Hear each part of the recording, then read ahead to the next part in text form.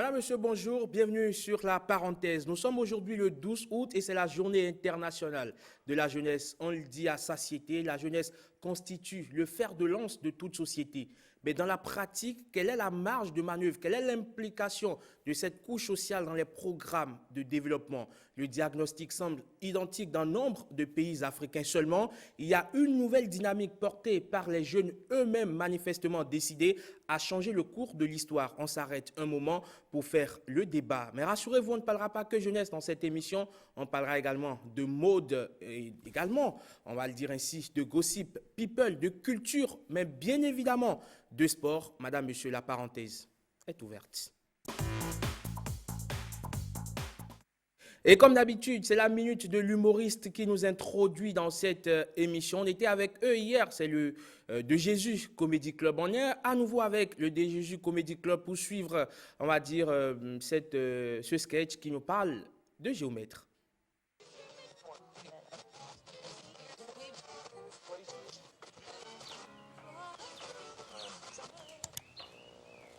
Bonjour pas.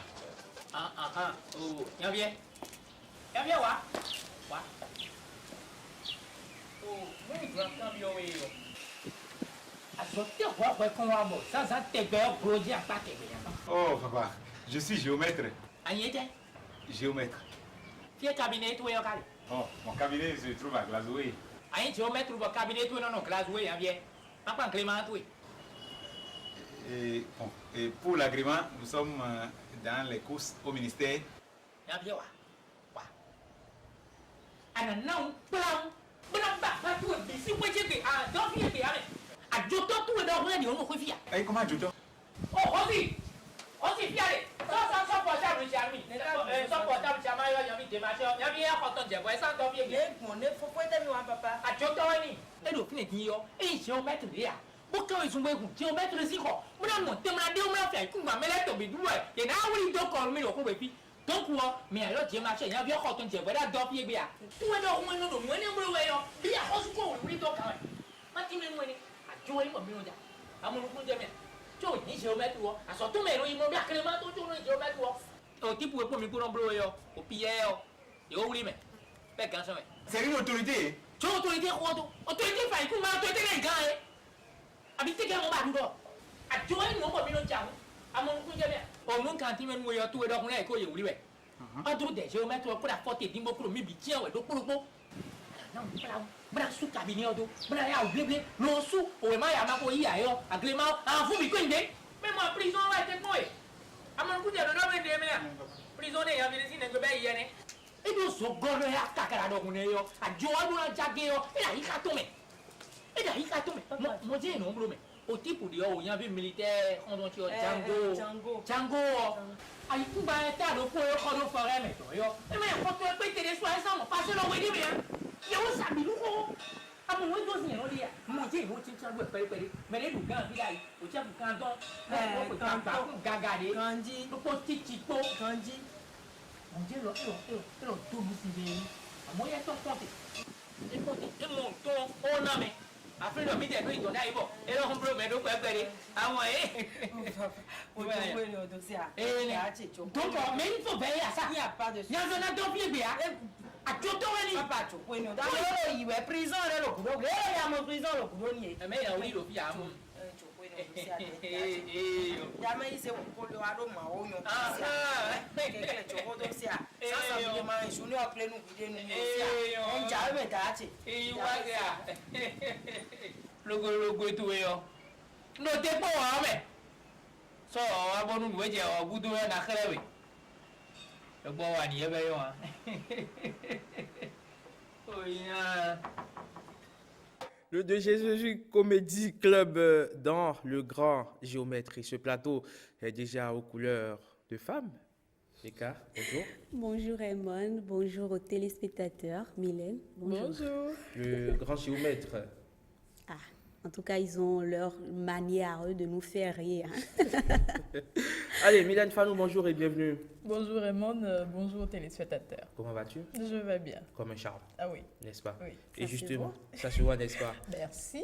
Et c'est dans le sourire qu'on installe le premier plateau de cette émission. C'est bien sûr Maud.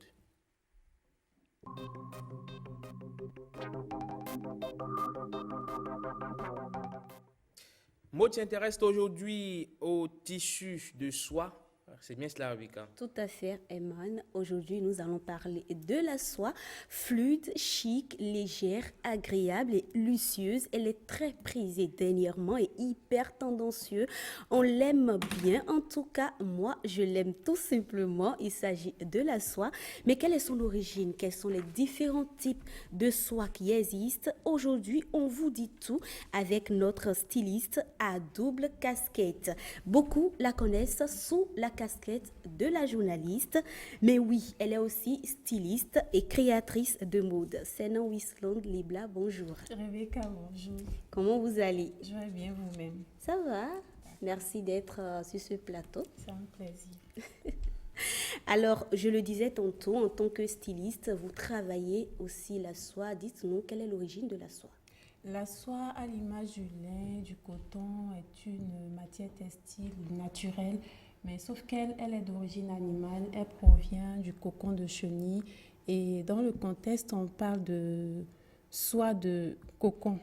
Et dans les temps anciens en Chine, c'est une matière très prisée parce que c'est signe de luxure, de distinction, d'élégance et tout ce que vous voulez.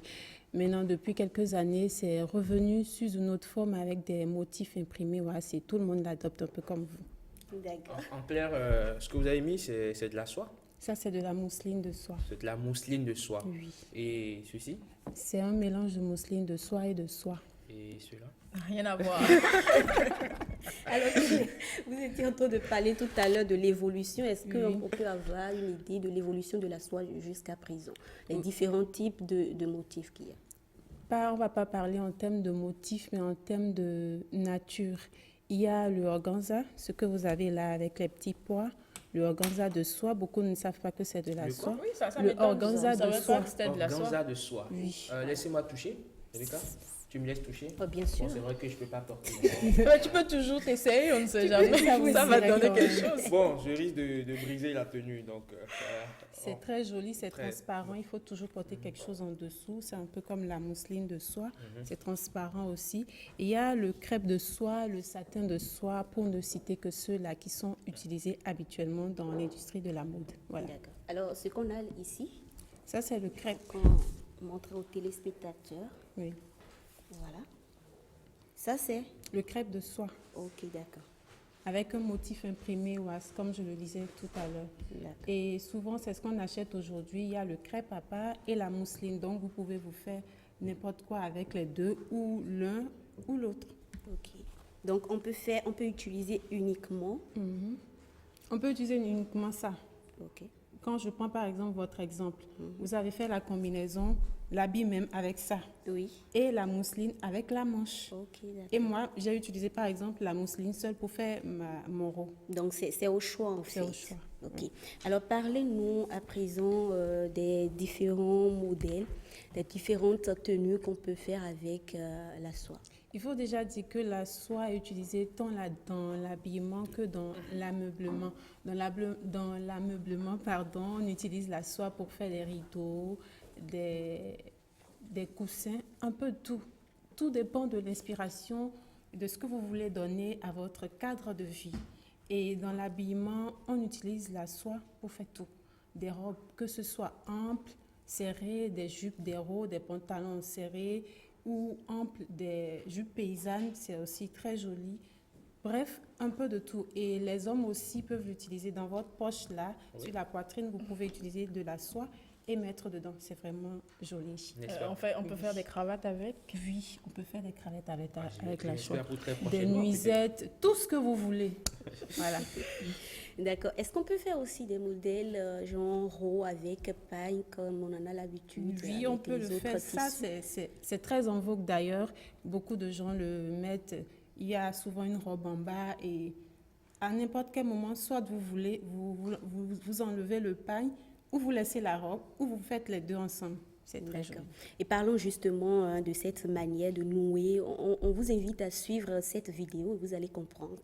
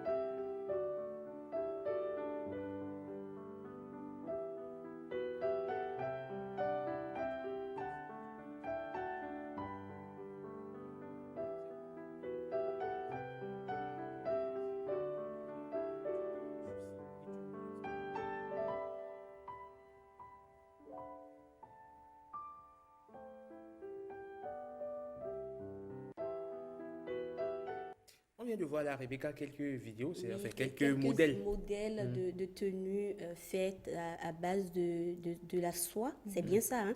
Mais on va encore faire un tour à la régie pour voir maintenant comment on noue les pagnes avec de la soie. On regarde.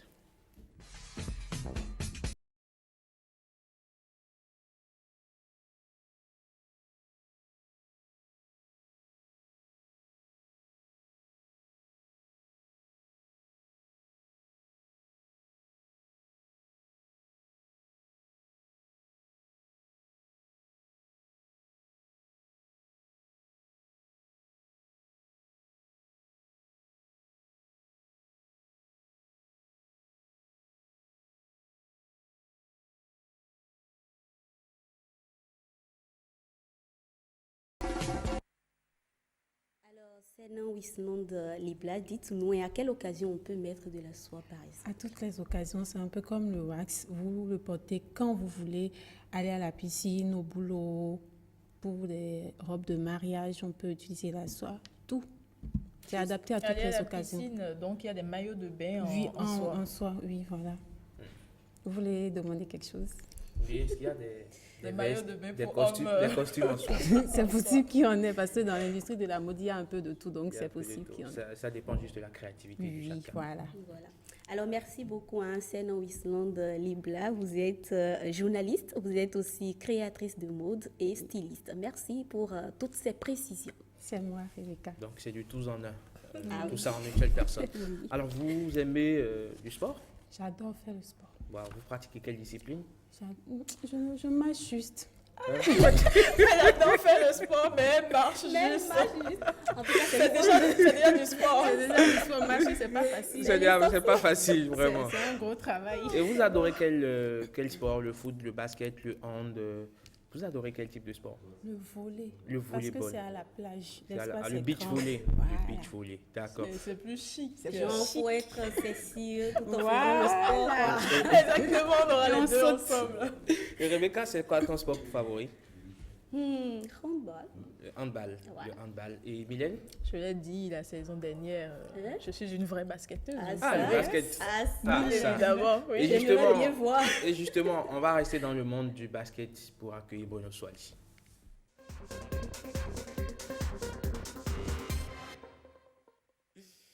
Bonjour Bruno, merci d'être avec nous sur la parenthèse. Bonjour Herman, bonjour Rebecca, bonjour Mylène, je salue tous les téléspectateurs et merci d'être toujours avec nous de façon matinale chaque jour. Allez, aujourd'hui Bruno, avec vous, on parle de la draft en NBA. Oui, la draft en NBA, Herman, peut-être que nous avons été draftés pour être sur ce plateau en remplacement de 5 sur 7 matins de façon temporaire. Oui, il y a aussi la draft, vous le dites si bien, du côté de la NBA parce que pour une compétition aussi prestigieuse qu'est la NBA, il faut bien entendu un mécanisme pour pouvoir parvenir à ce niveau. N'y va pas qui veut, n'y entre pas qui veut, mais il y a tout un processus et donc la draft, comme vous êtes en train de le dire, ou le repêchage, si vous voulez, pour les francophones, est un événement majeur dans la Ligue de basketball nord-américaine. Elle est comparable à une bourse de joueurs qui vont débuter donc la Ligue lors d'une soirée où sont réunis le commissaire de la NBA et les dirigeants des différentes 30 équipes. Donc, chaque équipe va sélectionner à tour de rôle un joueur issu d'une université, d'un lycée ou de l'étranger. La draft est le point d'entrée principal de la majorité des joueurs évoluant en NBA. Donc, lorsque vous êtes un étudiant dans une université, vous êtes même dans un lycée, dépendant de votre âge, bien entendu. Donc, vous avez, bien entendu, la chance, si vous avez le talent, de faire partir des joueurs de la NBA, mais il faut, je dirais, ce révélateur, il faut passer par ce révélateur-là qu'est la draft et on va revenir plus amplement sur comment se déroule la draft, mais d'abord on va suivre cet élément pour mieux comprendre le mécanisme de la draft et on revient juste après pour savoir un peu l'histoire de la draft, qui est éligible pour être drafté, etc. Si vous suivez de près les sports US, comme le basket ou le football américain, la draft est un terme qui vous est familier. Dans le cas contraire, vous êtes sûrement demandé ce que signifiait ce mot qui revient très souvent. Littéralement, il renvoie à la conscription, l'ancien service militaire. C'est l'idée d'un passage obligé pour tous les joueurs qui veulent intégrer une ligue professionnelle aux États-Unis. Prenons l'exemple de la NBA. La draft s'y tient une fois par an à New York après la finale. Ce soir-là, pendant 3 heures, les équipes se partageront les meilleurs espoirs du monde entier. Mais avant de savoir comment les répartir, il faut déjà comprendre pourquoi la draft existe. La draft est un système propre aux ligues fermées, sans descente ni montée. Elle permet de brasser la hiérarchie et d'éviter que ce soit toujours les mêmes équipes qui recrutent les meilleurs joueurs. Pour cela, il existe une règle toute simple, mais très ingénieuse. Ce sont les clubs les moins bien classés à la fin de la saison régulière qui choisissent ensuite en premier lors de la draft. Mais on ne prend pas simplement le classement en l'inversant. C'est un peu plus complexe et ça s'appuie sur ce qu'on appelle la loterie, un tirage au sort qui détermine l'ordre de la sélection. Toutes les équipes non qualifiées pour les playoffs y participent et celles qui ont été les moins bien classées ont le plus de chances de choisir en premier grâce à un système de pondération. Ensuite, il faut savoir quels joueurs peuvent être retenus lors de la draft. Pour faire simple, cela concerne tous les joueurs de la planète l'année de leurs 22 ans. À cet âge-là, l'inscription est automatique, sauf s'ils n'ont pas fini leur cursus universitaire. Mais il est possible de demander une dérogation pour se présenter avant. À une condition, il faut être au minimum dans l'année de ses 19 ans ou être sorti du lycée depuis au moins 1 an. Une fois que l'ordre de la draft a été déterminé et que l'on sait quels joueurs sont disponibles, vient la période des tests. Pendant toute la saison, les équipes ont envoyé des recruteurs sillonner la planète afin de repérer les meilleurs espoirs. Dans le mois et demi qui précède la draft, elles organisent des sessions individuelles qui permettent de déterminer les joueurs qui sont les plus intéressants ou ceux qui correspondent le mieux à leurs besoins. On appelle ça les workouts. Certains espoirs font le tour des États-Unis en quelques semaines et visitent jusqu'à 10 ou 12 équipes pour montrer de quoi ils sont capables. Ces rencontres permettent aussi à leurs agents de sonder les dirigeants et d'essayer de savoir si leurs joueurs vont être retenus et à quelle place. Arrive la draft elle-même. Elle commence quand le patron de la NBA, Adam Silver, annonce quel joueur a été choisi en numéro 1. L'équipe suivante a alors 5 minutes pour s'adapter et dire qui elle prend en numéro 2. Et ainsi de suite. Une fois que chacune des 30 équipes a annoncé son choix, on poursuit avec un second tour. Il y a au total 60 joueurs choisis. On dit qu'ils ont été draftés.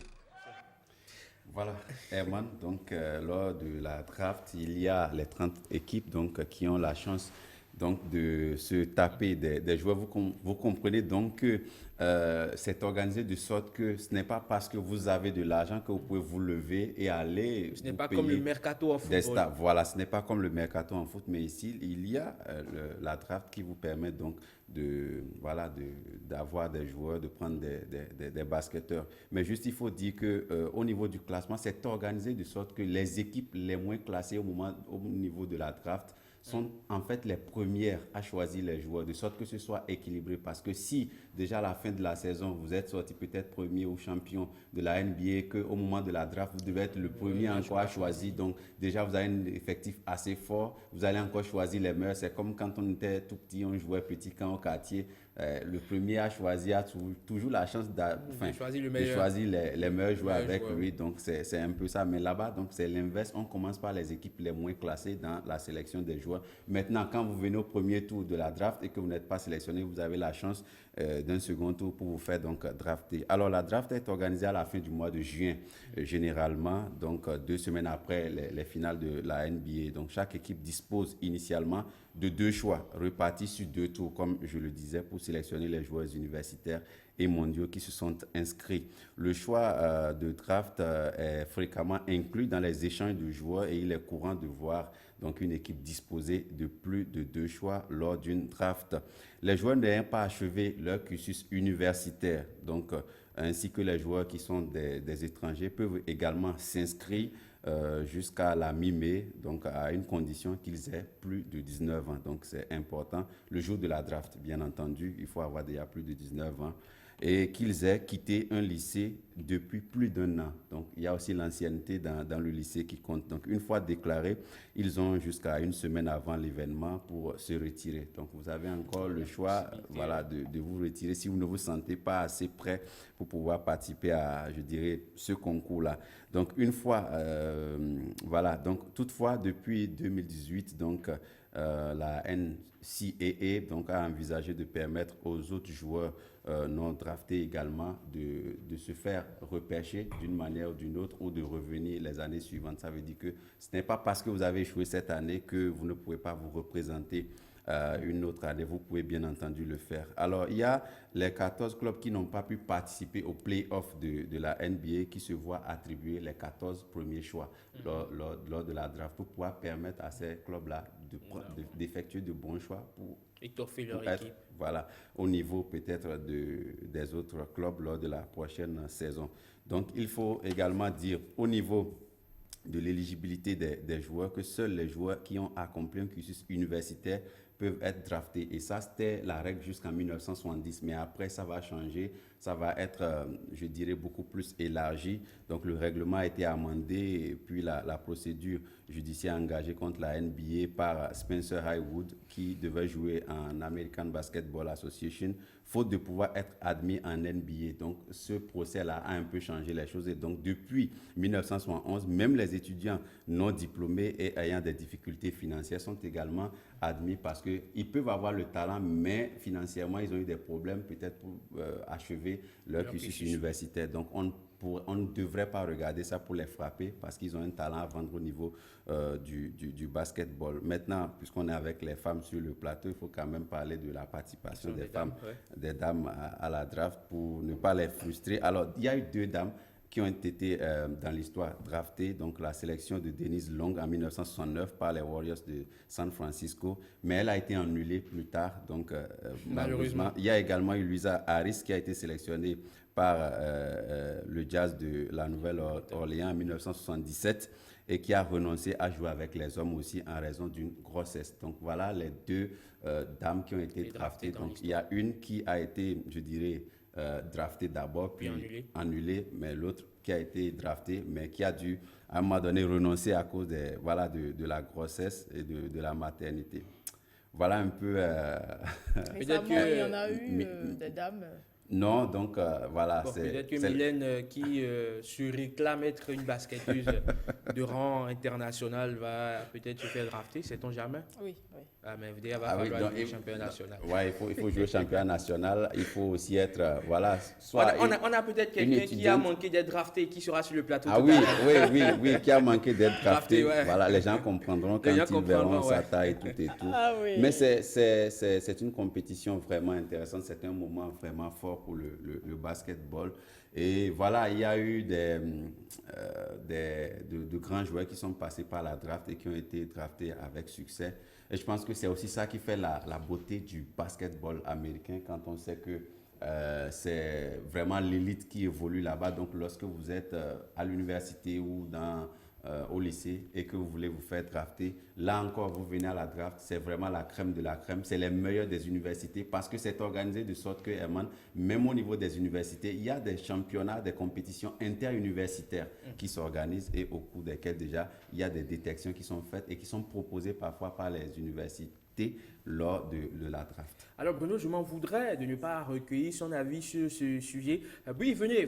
Qu'elle vienne donc nous donner son avis sur la draft. Elle qui a joué quand même au basket de très haut niveau, quand même en tout cas pour ce qui concerne le Bénin. Ouais. Elle, c'est Jocelyne Senamou. Jocelyne, bonjour. Herman, bonjour aux amis téléspectateurs. Alors c'est un plaisir de vous avoir sur ce plateau. Plaisir partagé. Surtout pour parler de la draft au basketball. Eh oui, comme l'a dit Bruno, il a si bien dit, il a donné déjà tous les détails. Parler encore serait alourdi, voilà, tout ce qu'il a déjà donné. Non, je n'ai pas évolué jusqu'à ce niveau-là parce que vous savez, les histoires de drafting, c'est beaucoup plus aux États-Unis. Au Bénin, il n'y a pas vraiment ça. C'est vrai que j'ai fait une école de formation de basketball, un peu comme les draftés, parce qu'il faut d'abord suivre la formation et être universitaire. Donc, moi, mon cursus secondaire, je l'ai suivi dans un centre de formation de basketball. Et bon, j'ai été drafté au Bénin. Voilà. Et tu as joué avec Renaissance J'ai joué la Renaissance, j'ai joué Énergie, j'ai joué Aspac. J'ai joué pratiquement tous les clubs. J'ai commencé d'abord par la sous-modèle à Porto Novo. Et puis après la Renaissance, là où j'ai vraiment joué, j'ai connu les sélections nationales aussi, de la plus petite catégorie à la grande catégorie. Donc après, j'ai joué à Aspac et puis bon. Là, je m'intéresse à une autre discipline. Le basketball, ça reste. Ça reste quand même ma discipline dans l'âme, mais je suis intéressée par une autre discipline et avec le temps, vous allez. Qui n'a rien à voir avec le basket? Oui, qui n'a rien à voir avec le basketball. C'est une discipline, comment dirais-je, c'est pas une discipline collective, c'est une discipline individuelle. Donc, pour le moment, on va garder le suspense. Ouais, je préfère avec le temps. Il y a des informations qui circulent quand même. Vous auriez lesquelles informations déjà? À une certaine compétition où vous n'avez pas été du tout ridicule. Il n'y a pas longtemps. Oui, pas très longtemps, j'ai gagné une médaille d'argent dans cette discipline-là. Non, l'exercice, c'est les médailles d'argent, donc c'est pas mal. Allez, merci beaucoup à vous, Bruno Soali. Merci de nous avoir dit l'essentiel à retenir sur la draft en NBA. Rebecca, merci donc d'être passée également sur la parenthèse. Mais vous n'avez rien dit à propos, vous n'aimez pas le basket? Pas trop. Enfin, vous avez déjà dit que votre sport, c'est le handball. Oui. N'est-ce pas, le handball. On va peut-être parler du handball très prochainement. Mais il n'y a pas grande différence entre le handball et le basketball. Ce sont des sports de main. Donc, la différence, c'est qu'au handball, il y a un panier comme au football.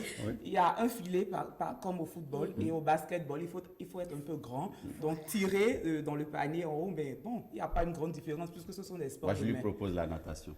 Ouais, pourquoi pas, et le cyclisme aussi. Tu veux m'apprendre, on dirait. Voilà. Okay.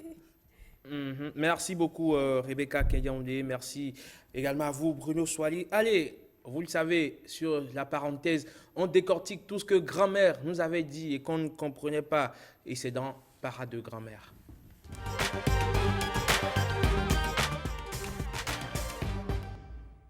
Parade de grand-mère, c'est avec Mylène. Mylène, tu es déjà avec nous en plateau.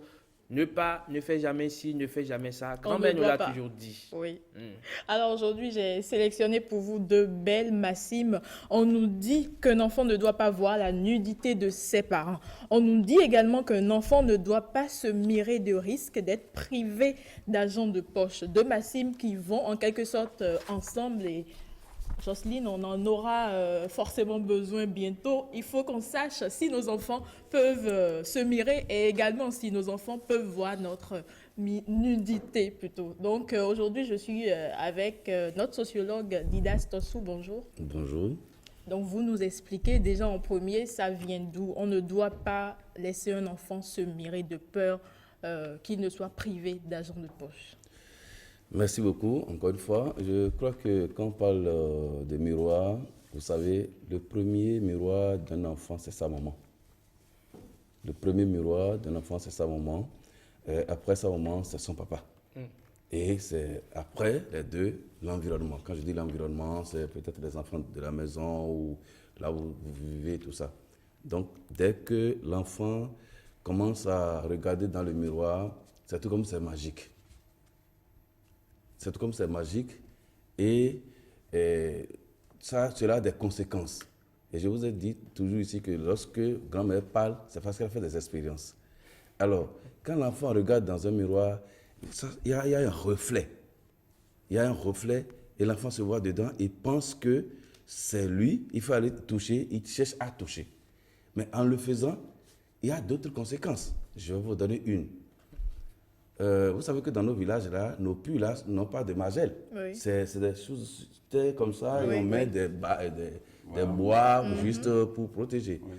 Alors, l'enfant qui regarde dans le puits et voit son reflet, pense à aller vers. En voulant partir, vous imaginez les dégâts. Il y a de fortes chances qu'il tombe dans le puits. Dans le puits. Ou encore, vous avez laissé une bassine d'eau et l'enfant lorsque le soleil est au zénith, l'enfant se voit dedans et il va vers cette eau. L'enfant risque de tenter de dire « j'irai dedans » et en le voulant le faire, bon, il va tomber. Conséquence, on est obligé de dire à l'enfant « si tu regardes, je ne te donne rien ». Donc, je vous ai dit, c'est l'éducation par la peur. On fait comme ça pour que l'enfant puisse se retirer. Donc, voilà. Mais en clair, il y a toujours une histoire derrière, parce qu'actuellement, on n'a plus ce type de puits, donc on ne comprend pas. On se dit que c'est simplement instauré juste pour qu'on ne laisse pas les enfants se mirer. Oui, mais les choses ont évolué. Oui. C'est les circonstances d'alors, c'est le moment. Donc, ce n'est pas que forcément aujourd'hui. La preuve chez nous, si vous êtes en ville, il n'y a pas de puits comme ça où vous devez regarder dedans. Et c'est même vos robinets. Donc, l'enfant, parfois, même dans certaines maisons, ne sait même pas ce que c'est que puits. Donc, on comprend ça. Bruno, voilà. J'ai encore une question. Dans ce sous, c'est que j'ai toujours une question. Oui. Alors, avec je sais pas, la technologie aujourd'hui, parfois vous êtes loin de votre bébé, vous avez besoin peut-être de le voir. Oui. Vous faites un appel vidéo et donc le bébé, donc c'est vrai, il ne peut pas tenir le portable, mais c'est peut-être maman qui tient le portable. Donc il se voit dedans pour vous permettre à vous, le papa, de voir le bébé. Interagir avec ça lui. Aussi, c'est... C'est se mirer? C'est se mirer? Non, d'abord, mais se mirer. Parce que souvent, on voit l'enfant qui essaie de toucher le portable parce qu'il se voit dedans. Oui, lui, il ne comprend même pas que l'objectif, c'est que papa le voit de là où il est. Oui. D'abord, votre objectif ici, c'est que le papa qui est loin puisse voir en contact avec son enfant. Ce n'est pas de voir seulement le miroir. Ça, c'est la première chose. Deuxième chose ici, mais pourquoi vous retirez quand c'est le portable, vous remplacez le portable par un autre objet et vous prenez votre portable? Parce que si l'enfant prenait le portable, il va gâter ça, oui ou non? Oui. Par conséquent, c'est toujours la même idée. De peur que l'enfant ne me gâte ma chose, je le fais remplacer par un objet. Voilà.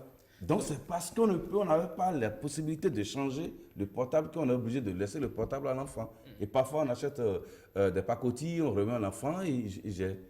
Voilà. En clair, grand-mère avait la science à sa manière. Voilà. Grand-mère gérait toutes les situations. Voilà. Grand-mère avait une réponse à tout. Comme Didas sur ce plateau, il a une réponse à tout. Nous allons passer à la seconde.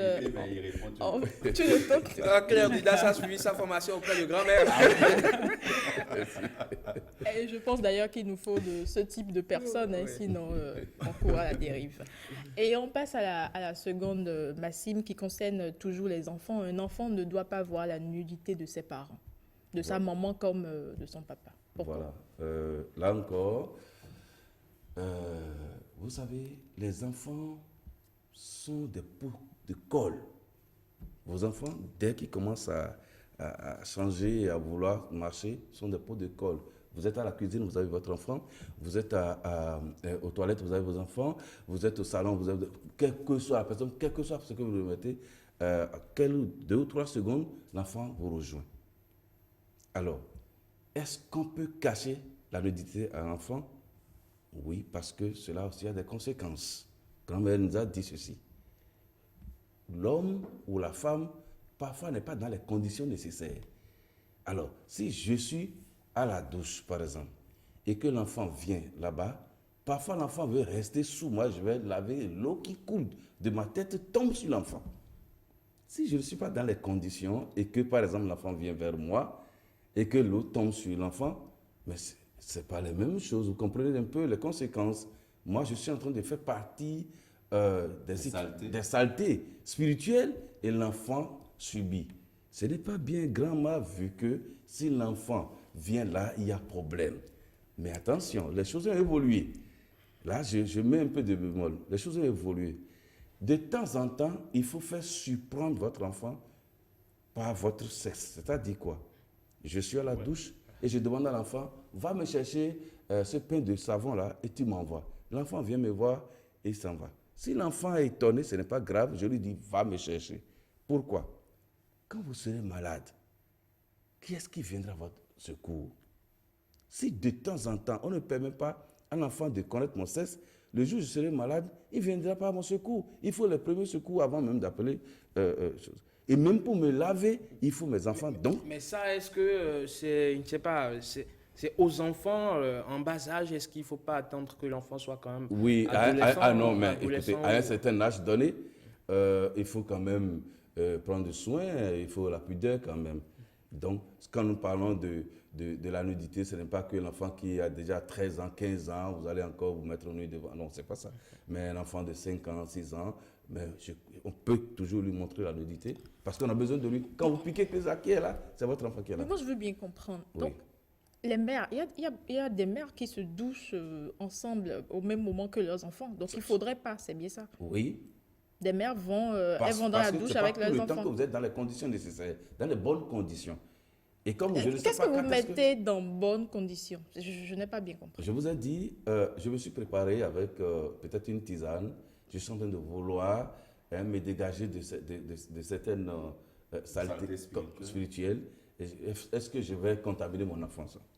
Ok, d'accord. Voilà. Alors, Jocelyne, c'est vrai que vous êtes là pour nous parler gossip, mais justement, ce que je m'en vais dire est quelque peu people, parce qu'il n'y a pas longtemps, une actrice de Nollywood ghanéenne a posé nue devant son enfant pour lui souhaiter joyeux anniversaire. La photo qui a entre-temps circulé sur les réseaux sociaux, elle a été interpellée par la justice.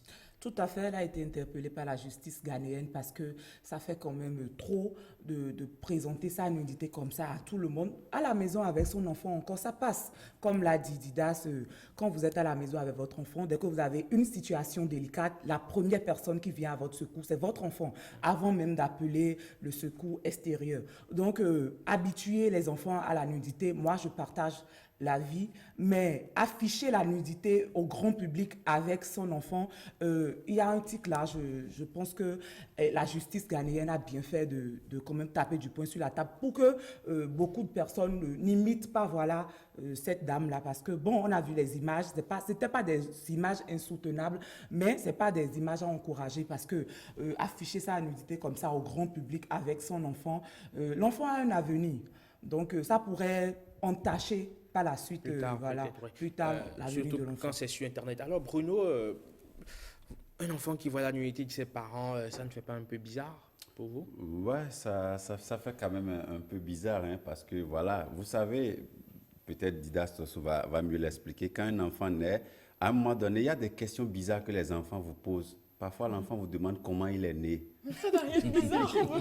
Non, ça fait bizarre parce que quand vous êtes parent, vous ne savez pas trop comment lui répondre. Est-ce qu'il faut lui dire vraiment comment est-ce qu'il est né, parce que vous allez rentrer dans des détails peut-être dont il n'a pas besoin à cet âge-là, ou dont il ne va pas comprendre, parce que à un certain âge, un âge vraiment bas, il pose des questions auxquelles parfois vous ne savez pas trop, quand vous êtes jeune parent, vous n'avez pas une réponse et vous ne savez pas trop comment lui expliquer ça pour ne pas choquer sa sensibilité même à son âge déjà. Comme le disent certaines personnes, il faut juste lui dire qu'il a été téléchargé sur Play Store. Vous voyez un petit garçon, ou enfin un enfant, qui voit sa maman enceinte et qui vous pose la question que pourquoi le ventre, oui, c'est sa curiosité. Mais quand vous êtes parent, est-ce que vous allez expliquer à un enfant de 5, 6, 7 ans que donc, est-ce que vous allez lui dire ce qui s'est passé vraiment? Deux personnes se sont accouplées. Je pense que les parents avaient l'habitude de nous donner. Donc, il faut trouver une manière vraiment, je ne sais pas, avec beaucoup de tact, il faut lui donner une réponse sans pour autant lui dire vraiment. Nous sommes en Afrique. Moi, j'ai déjà suivi une mère qui a dit à son enfant, l'enfant la regardait bizarrement parce qu'elle était nue. La dame lui a dit, mais attends, pourquoi tu me regardes comme ça? Enfant, hein? Voilà, tu as sucé, mais ce sont ces seins que tu as sucé quand tu étais bébé, et puis voilà, tu es sorti d'ici. Donc, ça c'est violent. Et elle lui a dit ça enfant en plus, donc imaginez un peu le c'est violent. On dit qu'on est en Afrique. À chaque réponse, l'enfant va encore se poser de questions. De nouvelles questions, c'est la curiosité. Vous lui montrez par là où il est sorti, il peut maintenant se demander comment il est entré là-bas. Vous comprenez un peu. Donc, maintenant, poser nu pour son enfant, ça c'est... Parce qu'en fait, au final, quel message vous tentez d'envoyer à cet enfant? On sait qu'aujourd'hui, dans les habitudes, ou je dirais les mauvaises mœurs, malheureusement, qui se sont... intruse dans notre société, c'est que quand la femme fait ça généralement, pour peut-être envoyer des photos de sa nudité à un homme, cela se passe. Peut-être c'est pour lui passer un certain message, mais quand une maman le fait pour son fils, quel message tente de lui faire passer ou de lui faire entendre? Donc ça fait bizarre quand même. Oui. Mylène, pour finir? Pour conclure, évidemment, qu'est-ce qu'on doit retenir, M. Didas Tasso? Bon, voilà, comme nous l'avions dit, à un certain âge donné, l'enfant doit pouvoir voir la nudité de sa maman ou de son papa pour des précautions, pour des jours difficiles. Mais ce n'est pas tout le temps s'exhiber au salon, venir au salon, rien porter pour montrer que bon, l'enfant... Non, c'est pas ça. Non, c'est pas ça. Donc, il faut prendre soin. Grand-mère n'a jamais mis ses seins nus dans la rue parce qu'aujourd'hui, non, c'est parce qu'en temps, elle n'avait pas les moyens. S'il n'a les moyens, elle doit se protéger. Donc, c'est ça. Grand-mère se contrôle. Donc, nous devons aussi contrôler, même si aujourd'hui, vous allez me dire, ceux qui vont nous écouter ou nous voir vont dire que, mais il y a déjà les pornos, les enfants voient ça. Non, ce n'est pas la même chose. Il faut faire attention. Monsieur Tassou, très rapidement, une petite anecdote, enfin, un truc que j'ai lu comme ça sur les réseaux sociaux. On dit qu'un enfant était en train de se doucher avec son père à la douche. Donc, ils étaient sous la douche et l'enfant a glissé. Et en voulant tomber, il cherchait donc l'équilibre. Oui, j'ai compris. Mais vous avez vu aussi, c'est des circonstances. Donc voilà. Sauf que ça fait mal. S'il faut s'accrocher à quelque chose qui n'est pas tombé, là, c'est... J'imagine ça doit être sur le carreau, donc il faut vraiment s'accrocher à quelque chose. Alors, merci, monsieur Didas Tasso. Merci beaucoup. Et bon, on retient juste que ce sont des parades de grand-mère et qu'il ne faut surtout pas les banaliser. Grand-mère nous a tout enseigné. Allez, pour Didas, vous restez avec nous pour la suite de cette émission. La parenthèse, c'est les Béninois d'ici, mais c'est également les Béninois de la diaspora. De temps en temps, on prend de leurs nouvelles. On essaie de savoir comment font nos compatriotes qui sont dans les 4 coins du monde. C'est dans Béninois de la diaspora.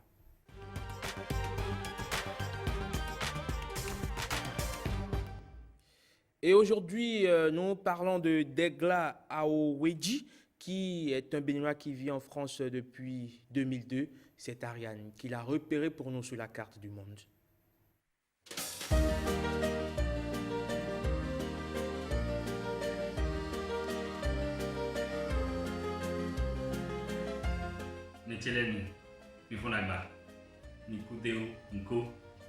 Je m'appelle Degla Aoweji, je suis marié de Tio.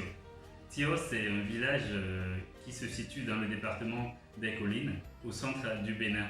Je suis né au Bénin, j'ai grandi au Bénin, je suis béninois, et j'ai grandi notamment à Calavi, où j'ai eu la chance de vivre dans une richesse culturelle, linguistique et culinaire importante.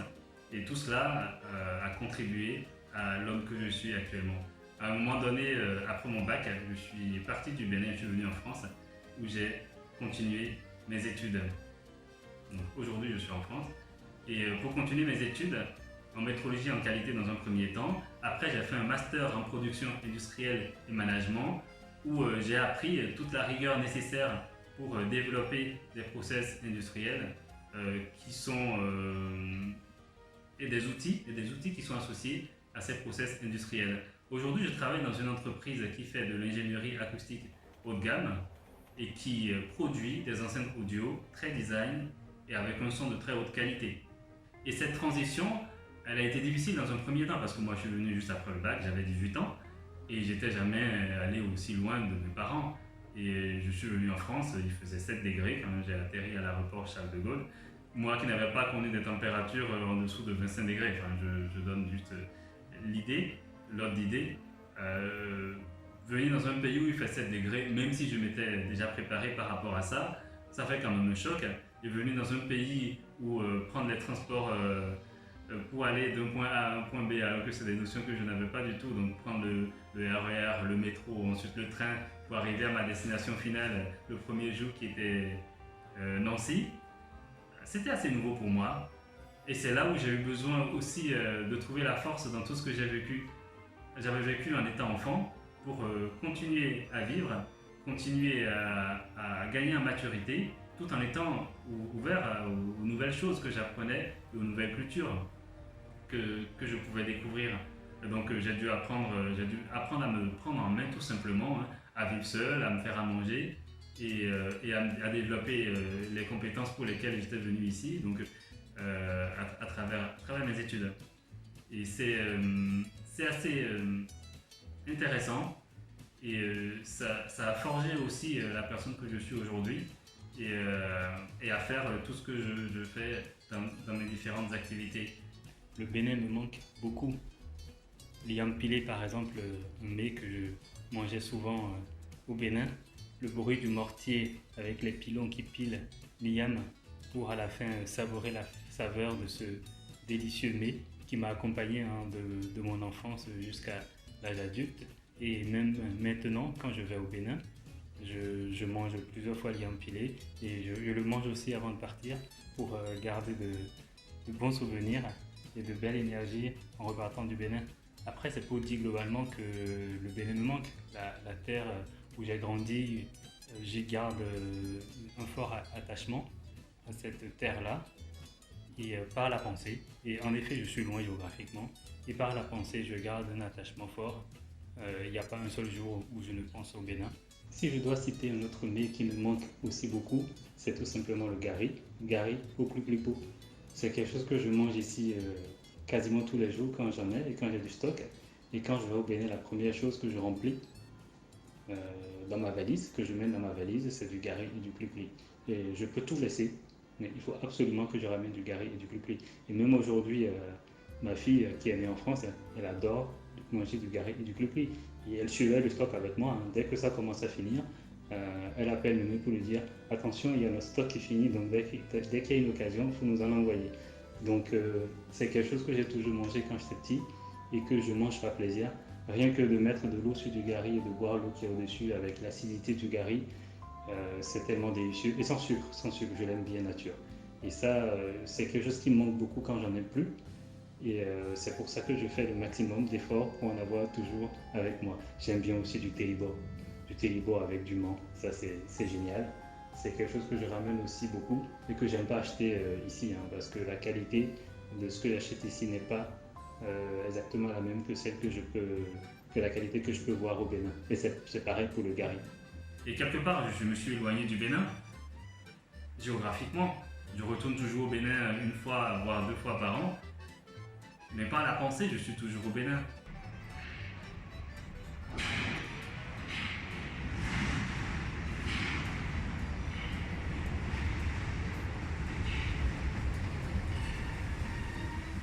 Et il me tient beaucoup à cœur de contribuer au développement des mentalités au Bénin, au développement du pays globalement, au développement sur le plan technique. Et tout cela de par l'expérience que j'ai pu acquérir en France, de par mes études d'une part en métrologie et qualité, et aussi en mécanique et en production industrielle, et aussi de par mes entreprises personnelles. Je veux parler de la marque Afridol et de la poupée Nayanka, et de par aussi mon implication sur le plan associatif, où j'œuvre au jour le jour pour le développement solidaire de nos pays, globalement, et plus principalement du Bénin. Et pour ce faire, il y a plusieurs façons d'agir. Il y a une façon qui consiste à travailler d'ici avec les personnes qui sont sur place. Il y a l'autre volet qui est d'agir localement avec des acteurs de la place ou directement. Après, l'une des difficultés dans ce type d'action, c'est que la distance n'aide pas forcément et il n'est pas toujours évident de trouver les personnes avec lesquelles travailler à distance pour avancer sur ces projets-là de développement. Donc ça demande beaucoup de patience, ça demande à pouvoir travailler avec des gens à distance et à pouvoir se comprendre mutuellement.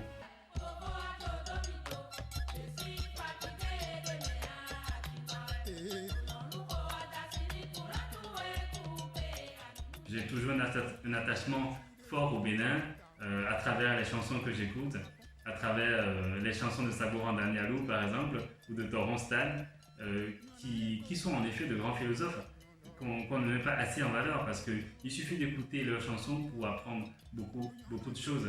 Parce qu'à travers leur musique qu'on peut écouter de façon assez ludique, il y a une vraie richesse culturelle qui est derrière, une vraie richesse philosophique.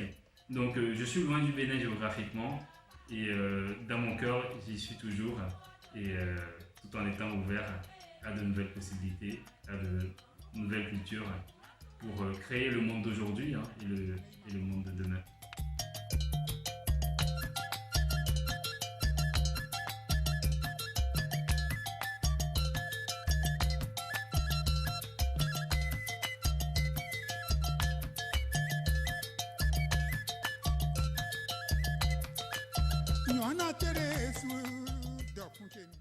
Allez, voilà, Degla.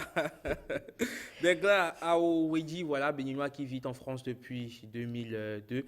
Ariane nous a donné de ses nouvelles et ce sera comme ça jusqu'à la fin de cette saison de la parenthèse. Ils sont éparpillés dans tous les coins du monde entier, en Europe, également aux États-Unis, donc en Amérique, en Océanie, mais aussi à côté de nous, hein, il y en a plein au Sénégal, au Mali, au Congo. On prendra également de leurs nouvelles. Ce n'est pas seulement ceux qui sont sur le vieux continent. Allez, cette émission se poursuit. Et on parle à présent People. Vous aimez People, chers chroniqueurs? Nous aimons tous. Nous aimons tous People, n'est-ce pas? Allez, gossip.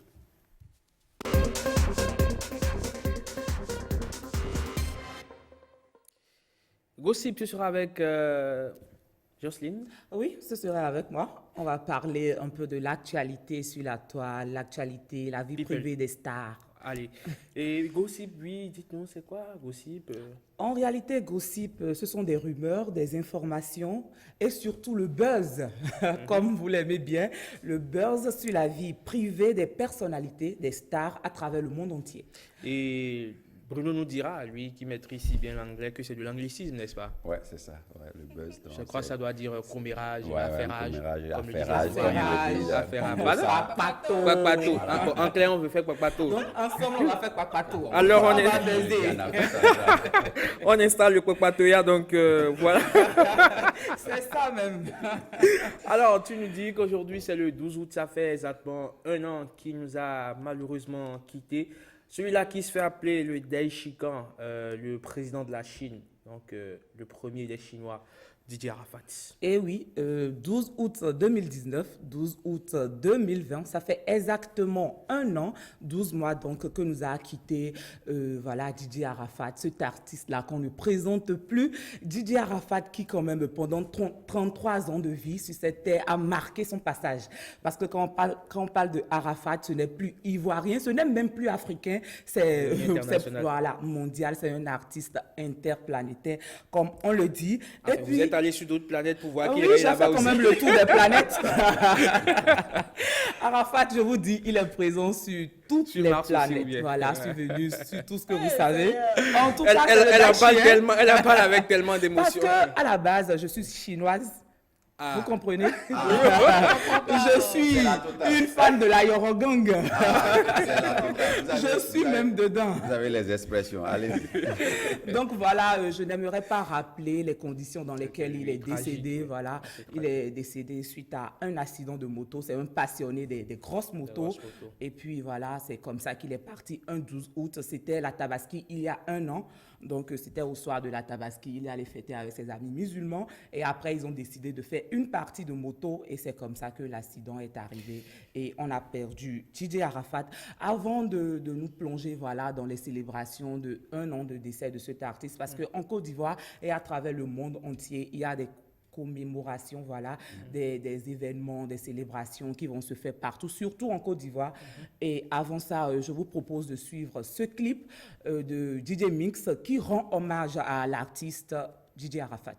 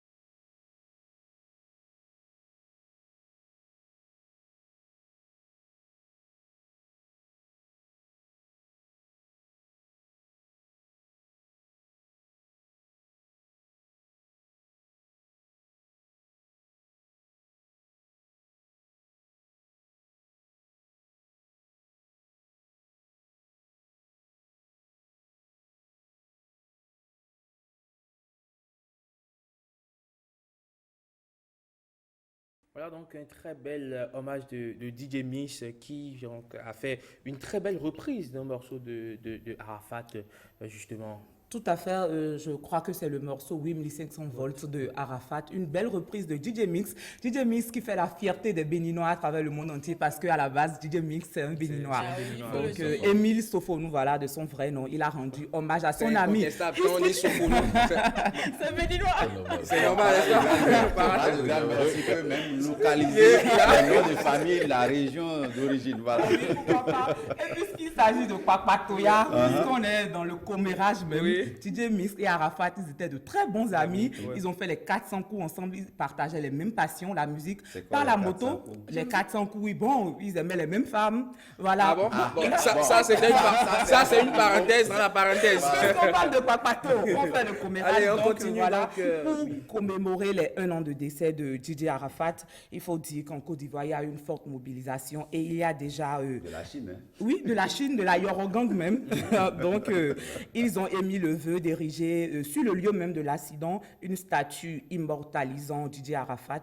La requête a été envoyée au chef de l'État ivoirien Alassane Ouattara, qui, par l'entremise du ministre de la Culture et de la francophonie Maurice Badaman, ils ont approuvé. Donc, les journaux ivoiriens ont annoncé que la maquette de la statue de DJ Arafat sera érigée aujourd'hui même sur la place où a eu lieu l'accident. Donc, c'est à Angré, voilà, en Côte d'Ivoire, pour ceux qui connaissent bien la Côte d'Ivoire. Voilà. Donc, déjà, à partir de ce soir, pour les buzzers, ceux qui aiment bien la toile, on aura les images, on va voir le Daishikon bien là, voilà. Avec, vous allez sans doute nous revenir avec les images pourquoi pas. De cette statue. Et puis bon, il y a beaucoup de mobilisation aussi à travers le monde entier. Il y a Sidiki Diabaté qui, lors des inhumations d'Arafat, a offert sa Kora, voilà, en signe d'amitié parce qu'ils étaient très amis. Donc lui aussi, dans son pays là-bas, il va faire quelque chose pour commémorer ces 1 an de décès. En France, les Chinois de la France, des États-Unis. Du Bénin aussi. Du Bénin, oui, parce que déjà, même dans les VIP... la présidente. Oui. Donc c'est quoi le programme ce soir? Allez, ce soir, on va danser du Arafat, on va chanter, danser, et puis bon, oui, allez, rouler à moto. En tout cas, rouler à moto, non, ça par contre, je ne vous le conseille pas. Quelque chose, hein, dit que ce qui s'est passé, donc, vous voyez, je vous ai dit que c'est avec les expériences. Donc, normalement, quand nous fêtons, on doit faire attention. Tout à fait. Il ne devrait pas partir, parce qu'il vient d'une fête. Et dans l'euphorie, voilà. Donc, on n'a pas pu se maîtriser avec les siens. Donc, grand-mère souhaite que ceux qui vont... se fasse avec modération. Avec modération. Merci, c'est important. Merci, allez, grand-mère. Allez, Jocelyne, très rapidement, on va y aller comme sur des roulettes à prison. Il y a Tina Glamour qui s'est exprimée par rapport au décès de son fils, l'an 1 du décès de son fils adoré. Il faut dire déjà avant ce 12 août-là, il y a eu un lancement officiel des festivités de commémoration pour Arafat. Donc, il y a eu une conférence de presse, et à cette conférence-là était présente la maman de DJ Arafat, qu'on ne présente plus, Tina Glamour, qui aussi est artiste, comédienne, tout ce que vous savez. Donc, Tina dit qu'il ne s'agira pas d'une fête où il faut boire, où il faut faire du désordre, mais il s'agira d'une levée de deuil qui se fera en grande partie dans la prière. Donc, un peu comme grand-mère l'aurait voulu. Voilà. Elle a aussi affirmé que c'était très douloureux pour elle de venir parler de la mort de son fils comme ça à une conférence qu'elle ne s'était jamais imaginé se retrouver devant un public en train de parler, voilà, de la célébration de l'anniversaire. On ne va pas mettre les pieds dans les plats. Alors, quand il était vivant, qu'elle a aussi sorti un single pour les 1 an du décès de je vais en venir là, mais déjà, vous faites bien de passer l'information. Très rapidement, parce que là, on est poursuivi par le temps. Elle a sorti un single et puis elle dit de se mettre ensemble pour aller prier au lieu où a eu l'accident. Donc, c'est ce que les Chinois vont faire. La Yorogang avec Tina Glamour devant. Ensemble, ils iront sur le lieu et ils vont faire la prière pour le repos de l'âme de DJ Arafat. Mais très rapidement, avant de finir avec le dossier Arafat, dernièrement, il y a une information qui est passée sur les réseaux sociaux où la sœur de DJ Arafat, bébé Carla, disait que sa maman lui en voulait. Sa maman voulait, voilà, de sa mort, Il y a une information comme ça qui est on sait passée. que, Donc, la maman, on sait à que de cette son vivant, conférence... c'était pas forcément la lune de miel entre les deux. Bon, vous savez, c'est une maman, c'est une famille de buzz. Oui. C'est des gens, ils sont ancrés, ils sont à fond dans le buzz. C'est les Kardashians à l'ivoirienne. Voilà. De la grand-mère jusqu'au petit-fils. Je veux parler de Maël, de Rafna, tout ce que vous savez là. Donc, la maman, à cette conférence-là, elle est revenue sur l'affaire de bébé Carla pour dire que ce sont des esprits maléfiques qui tourmentent, qui troublent sa fille. Oui, parce que bébé Carla a d'ailleurs exhibé une plaie pour dire que une vilaine plaie, comme quoi ce serait l'œuvre de sa maman. Donc la maman doit se justifier. Donc voilà. C'est pas beau tout ça. On est complet à présent sur cette actualité. Donc vous restez en prière pour le Daishikon parce qu'après tu nous as fait danser, il nous a fait chanter. Donc tout autant que vous êtes. Oui, pourquoi pas, c'est la Chine et puis c'est un grand public. Bon, donc on essaie de gagner du temps. Allez, Jocelyne, on va passer à une autre actualité. Mylène Nassalfo, tu l'aimes bien, n'est-ce pas? Oui, j'aime bien l'écouter. Allez, tu sais qu'il est parmi les 50 Africains les plus influents en Afrique en 2020. Ah oui. Allez, tu nous donnes l'information. Oui, de son vrai nom, Salif Traoré, Assalfo, le leader vocal du groupe Magic System, voilà, j'y arrive. Il a réussi sa carrière, c'est déjà sa carrière musicale. Il a aussi aidé beaucoup de personnes parce qu'il milite dans le milieu des personnes défavorisées, des personnes démunies. Il a une ONG et il travaille dans ce sens-là. Donc, ça a été salué par le commissaire général du Festival des musiques urbaines d'Anoumabo, FEMUA, voilà, qui a officiellement reconnu sur sa page Facebook les efforts de ses collaborateurs et surtout de Assalfo, qui aujourd'hui est dans le top 50 des 50 Africains les plus influents en Afrique en 2020. Et dans ce même top, on retrouve Tiken Jah Fakoly et bien d'autres. Voilà. Allez, dernière information très rapidement. Il y a un étrange sosie de Michael Jackson qui fait le buzz sur les réseaux sociaux. Oui, avec la complicité de la régie, on va voir les images. Depuis quelques jours, le nom de Michael Jackson alimente les commentaires sur Twitter surtout, et celle qui en est la principale responsable, c'est la jeune Britannique Elisabeth Loron, en raison de sa forte ressemblance avec le roi de la pop. En regardant le visage d'Elisabeth Loron, on voit la forte ressemblance avec Michael Jackson. Voilà. Merci beaucoup. Elle sait au moins danser comme lui. Elle bouge comme lui. Tu nous offres une danse à la Michael Jackson dans les coulisses. Non, allez-y. En 2 secondes. Herman, dans les coulisses, je le ferai. Faites plaisir aux téléspectateurs. Bénéficie d'un buzz, c'est un mieux quoi. À défaut d'être quelque chose, parfois quand tu ressembles à quelqu'un qui est quelque chose, donc c'est bien pas mal. Merci. Donc à vous, Jocelyne, vous restez. Oui, on se retrouve très prochainement. Mais oui, avant... pour gossip encore. Oui, mais avant... Vous êtes une gossip lady, définitivement. Oui. Ça c'est Allez, on referme officiellement le Papatouya. Le Papatouya est refermé. Et justement, on passe à présent au talk, le forum de discussion.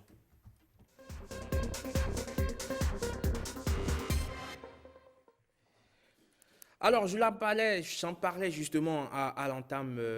On parle aujourd'hui de la jeunesse. Vous le savez, aujourd'hui, c'est le 12 août, la journée internationale de la jeunesse. C'est la préoccupation que tout le monde se pose aujourd'hui, c'est comment en arriver à l'épanouissement tant souhaité des jeunes. Les programmes de développement ont-ils véritablement ont-ils véritablement englobé les préoccupations de la jeunesse? Dans le même temps, on se rend compte que cette couche sociale véritablement en train de prendre son destin en main. Aujourd'hui, les jeunes entreprennent, les jeunes innovent. Et justement, pour parler de ce sujet, on a sur ce plateau une jeune patronne d'entreprise. Elle a à son actif sa propre structure qui fait la promotion de notre boisson locale à base de mil. C'est bien sûr le maïs, le tchapalo.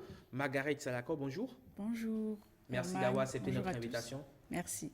Allez, avec vous, on va parler donc de cette thématique qui tient à cœur aux jeunes. On est tous jeunes sur le plateau, n'est-ce pas, Didas? Vous êtes avec plein dedans. Plein dedans. Jeune, voilà. Mais avec les grands-mères. Avec donc un jeune sage. Voilà. Allez, Margaret, dites-nous aujourd'hui, c'est la journée internationale de la jeunesse. Est-ce qu'aujourd'hui, fondamentalement, comme les Nations Unies ont estimé que 60% de la population africaine qui compte plus de milliards a moins de 35 ans, est-ce que cette jeunesse, ces 60% sont véritablement épanouis? Encore merci pour l'opportunité que vous m'offrez là.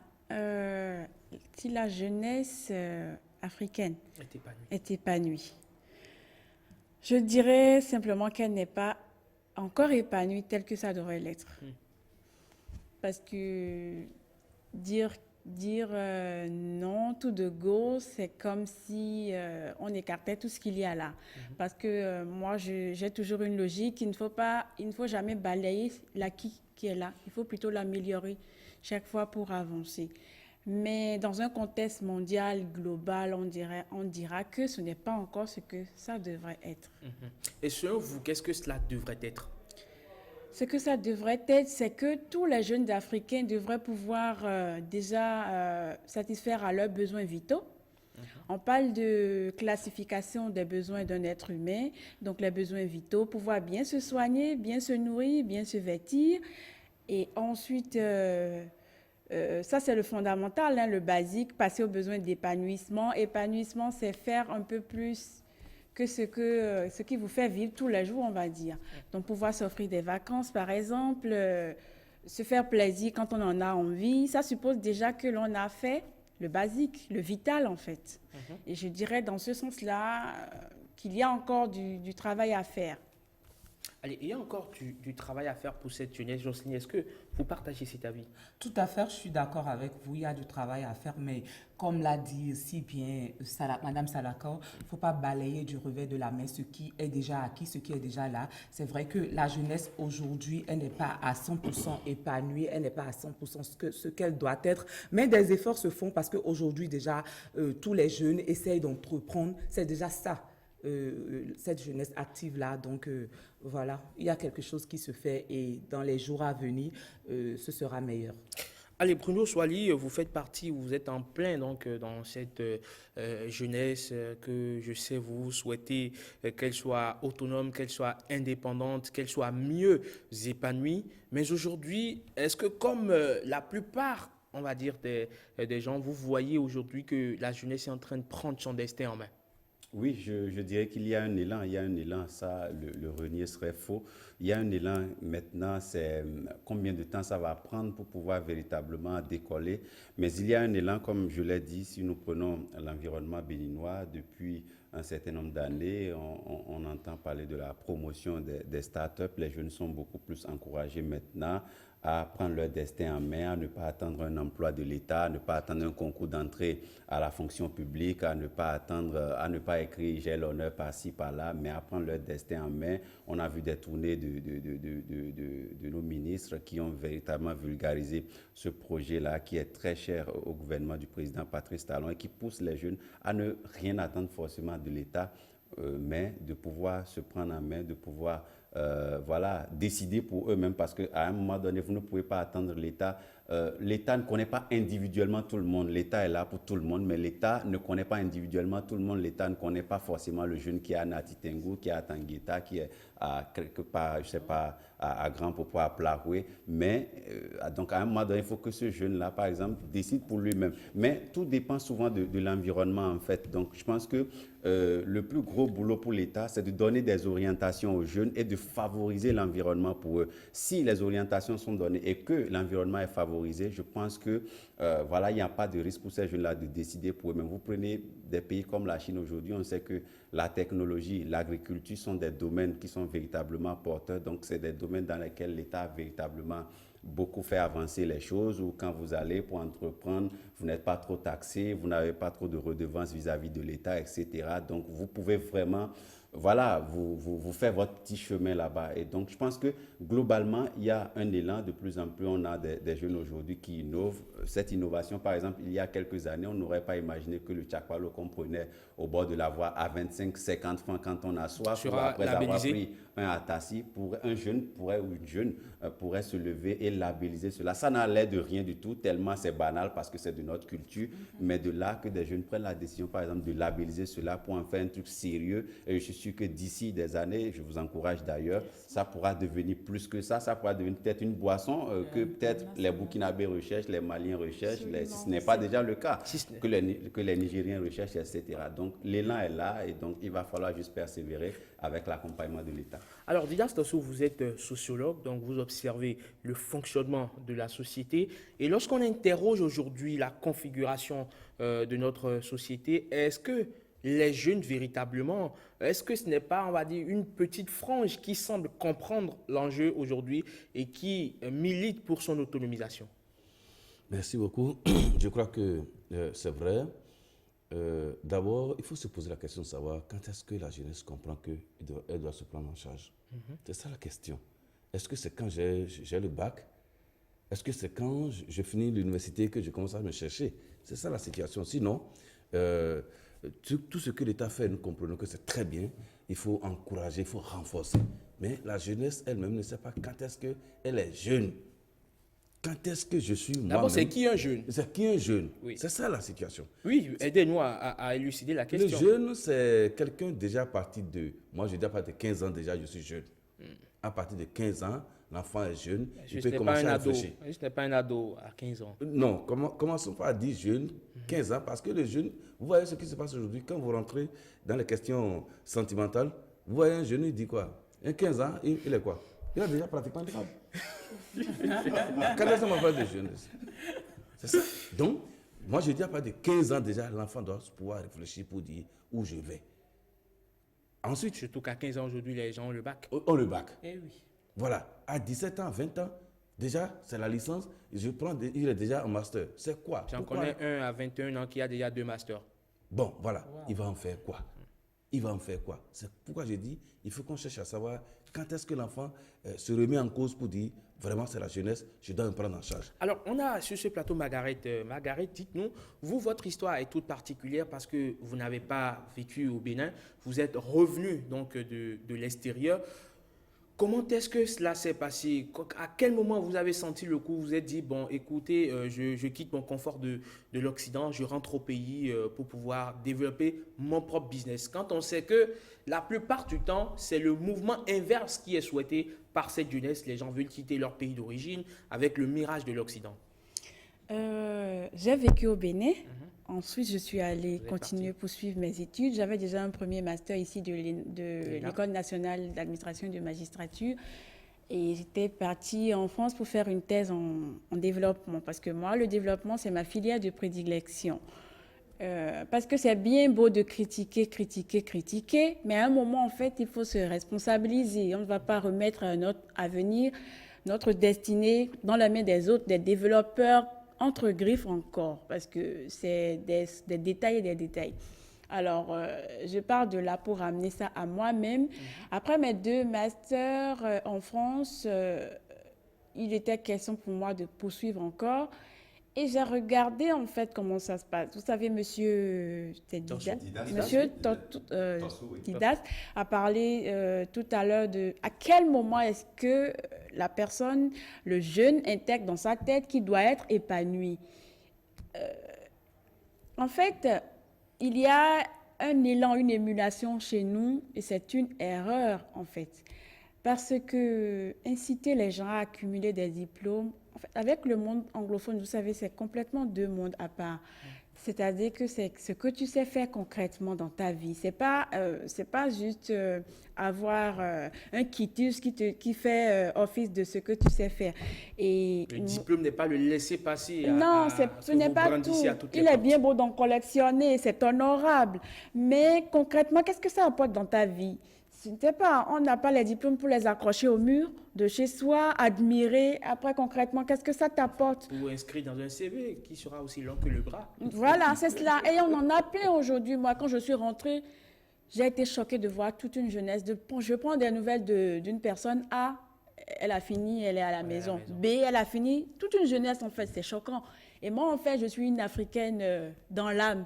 Il s'est fait qu'à la fin de mes études, j'observais autour de moi et je voyais, en fait, des personnes qui avaient un laissé aller là-bas. Je voyais surtout que c'était celles qui entreprenaient, en fait. Ce n'est pas des personnes qui étaient dans un moule de courir, prendre le métro à 7h, à 8h, revenir le soir à 20h. On parle là-bas de la routine métro, boulot, dodo. Donc, tu rentres, tu prends le métro pour rentrer le soir, tu manges rapidement, tu dînes, tu vas te coucher dodo. Donc, le matin encore, c'est métro, boulot, le même dodo. triptyque. C'est ça. Et je voyais les gens stressés. Il n'y a pas une... La qualité de vie n'est pas pareille, vous savez. Et moi, c'est ce qui m'est arrivé. J'ai fait le point et j'ai regardé, j'ai fait le tour de ce qui se passe dans le monde aujourd'hui. Et l'Afrique est le continent d'avenir. L'Afrique, indéniablement, oui, dans 3 décennies, nous serons la population qui aura le plus la jeunesse africaine. Je pense qu'on va passer à... On est aujourd'hui déjà autour des 60%. Exactement. Donc, tout va se passer ici. Tout se... Oui.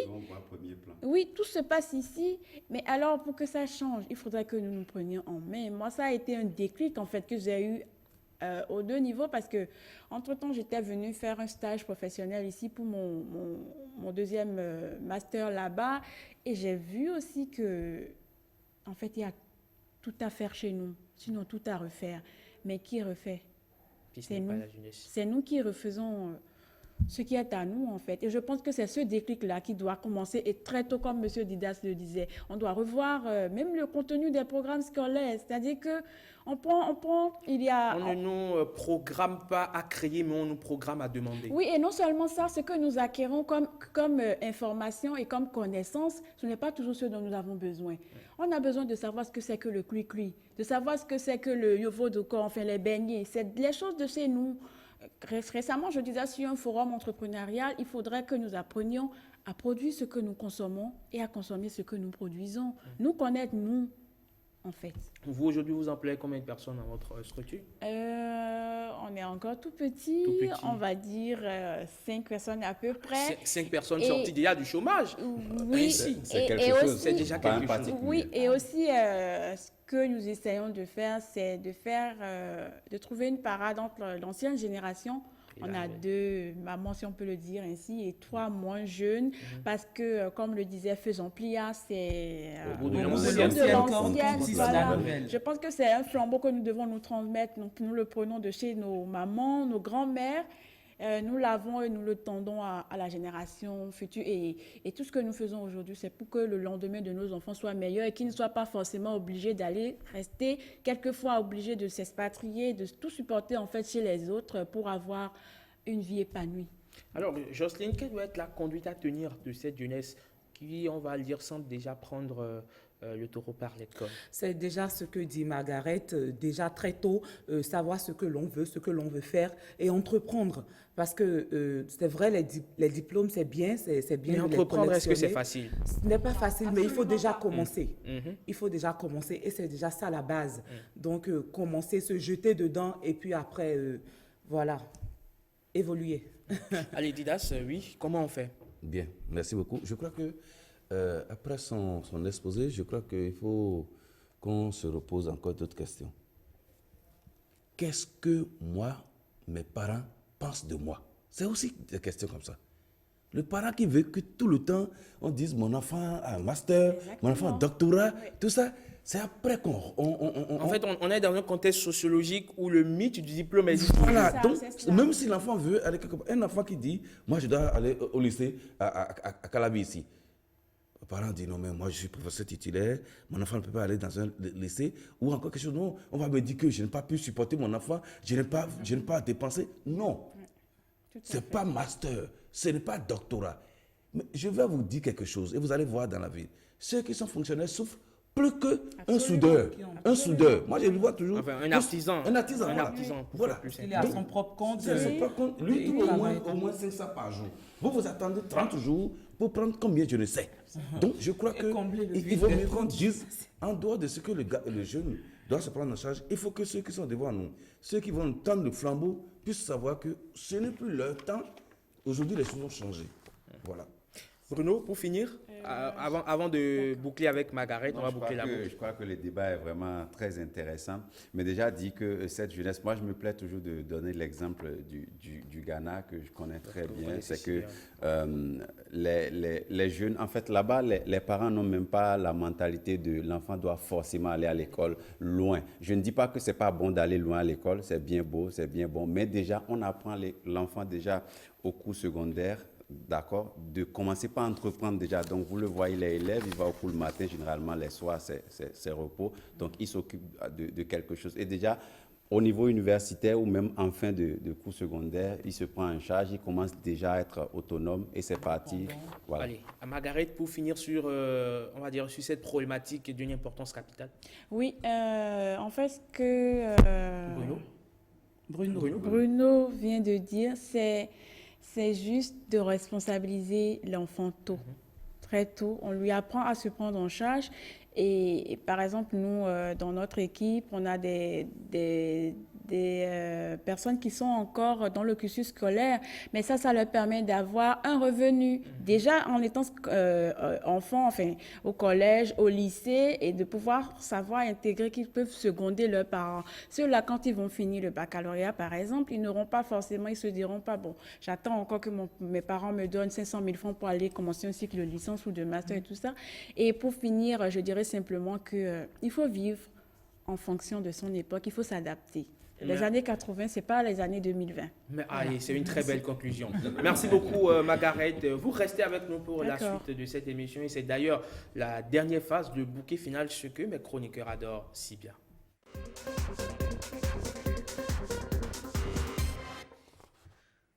Eh bien, c'est le quiz. Et le quiz, Margaret, Didas connaît déjà le concept, mais à vous, je vous l'explique. C'est 5 questions pour déterminer un grand champion. Nous formons généralement 2 équipes. Je donne les indices et la première équipe à avoir trouvé la bonne réponse a le petit point. Et c'est 5 questions. Et donc, à 3 questions, c'est que vous avez déjà gagné. On fait comment? C'est démocratique. Hein. On fait les dames contre les messieurs ou on fait... un couple, on fait... Je pense que on va pas parler de parité là sur ce plateau, donc on va faire un monsieur, une dame. Allez, les deux messieurs. Moi j'aimerais bien pas avec vous-même. Allez, vous préférez que ce soit les dames contre les messieurs, non? Allez, donc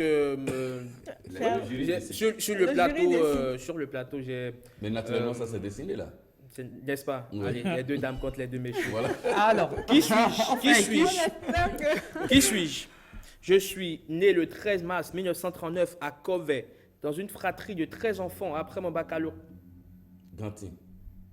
Si c'est une bonne réponse, c'est que vous emportiez un point.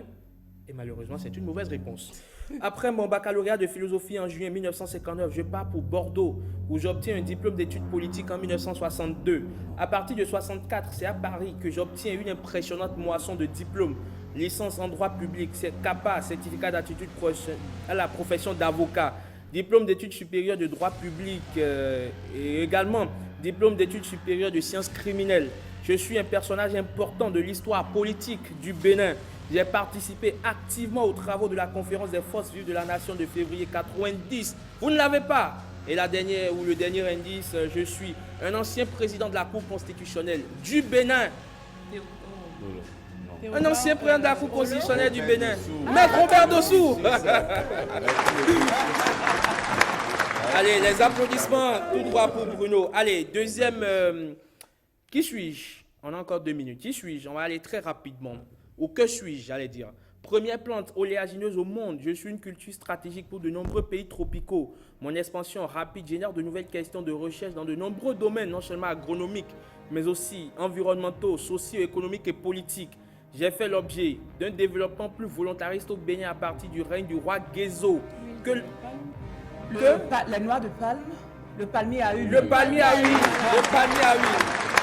Bonne réponse. Le palmier à huile. Donc, que l'on situe donc entre 1818 et 1858. Je suis l'une des rares plantes au monde où toutes mes parties sont utilisées. Je suis le palmier à huile. Troisième question, qui suis-je? Je suis né esclave dans une plantation coloniale. En 1791, les esclaves noirs se révoltent contre les planteurs et les colons. Et les colons français. Je deviens donc un chef de la révolte. Je combats alors du côté des Espagnols qui en ce moment étaient les ennemis. Toussaint Louverture, joli. Durant ma carrière militaire, je fus médecin de l'armée, puis secrétaire et aide de camp du leader de l'insurrection Biatsou. Je finis par obtenir le grade de colonel. Je suis considéré comme le père de l'indépendance haïtienne. J'ai une statue à Alada. Je suis Toussaint Louverture. On est à 2-1, n'est-ce pas? Qui suis-je? Écrivain, journaliste et critique d'art, chef de file du mouvement naturaliste dans le 19e siècle à Paris. Je suis né à Paris, mais passe mon enfance à Aix-en-Provence. La mort de mon père me contraint d'abandonner les études. En 1866, je décide de vivre de ma plume. Et en 1867, paraît Thérèse Raquin qui fait scandale dans La Noirceur.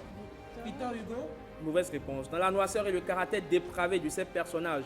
L'Assommoir, publié en 1877, est mon premier grand succès littéraire. En 1894, l'affaire du capitaine Dreyfus éclate et divise la France. Et je prends sa défense dans un article historique intitulé « J'accuse », publié dans l'Aurore, et qui me vaut une condamnation pour diffamation me poussant à l'exil. Je meurs peu après mon retour et mes cendres sont déplacées au Panthéon en 1908. Je suis Émile Édouard Charles Antoine Zola. Je suis Émile Zola. Aussi, Herman. Allez, dernière question, très rapidement, on a encore combien? Allez, 30 secondes. Qui suis-je? Tu dois le savoir puisque tu es gossip. Fille des comédiens, John Voight et Marceline Bertrand. Je baigne depuis ma plus tendre enfance dans la comédie. Ainsi, dès l'âge de 7 ans, je joue aux côtés de mes parents dans le long métrage Looking to Get Out en 1982. Mauvaise réponse.